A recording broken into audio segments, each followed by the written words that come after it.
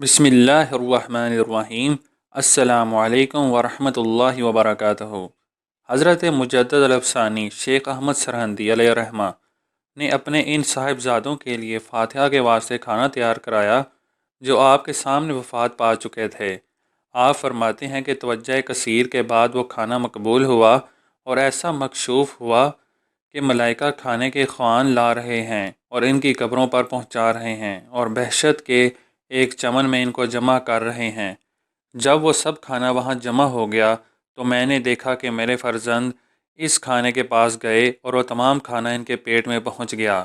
اس کے بعد دیکھا کہ ان میں بلندی کی طرف جانے کی استطاعت پیدا ہو گئی اور وہ عروج میں مصروف ہو گئے، اور جب وہ بہت اوپر چلے گئے تو ایک بہشت ظاہر ہوئی جس میں انتہائی رفت، منزلت، تازگی اور توارت تھی۔